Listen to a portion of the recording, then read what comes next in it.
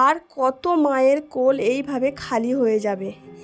চারিদিকে শুধু ধর্ষণ আর ধর্ষণ, ছোট বড় কোনো মানামানি নেই, শুধু ধর্ষণ।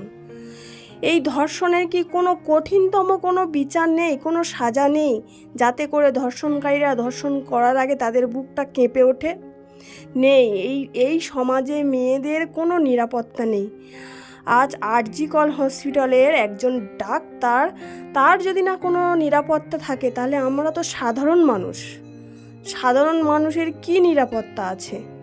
তো আজকের এই আরজি করের এই যে মর্মান্তিক ঘটনা, ডক্টর মৌমিতা দেবনাথের যে এরকমভাবে ধর্ষণ করে তাকে নৃশংসভাবে মেরে ফেলা হয়েছে, এটা পুরো সারা দেশকে নাড়িয়ে দিয়েছে। সারা দেশ গর্জে উঠেছে, বিচার চাই, বিচার চাই।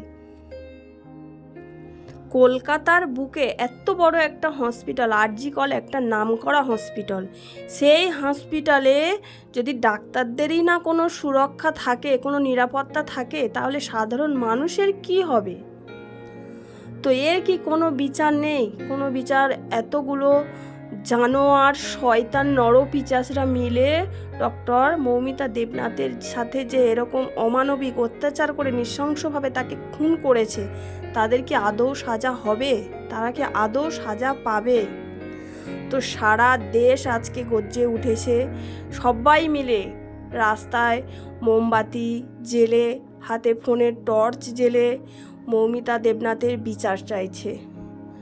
সরকার, পুলিশ প্রশাসন সত্যিই কি এরা বিচার দেবে? বিচার পাইয়ে দেবে?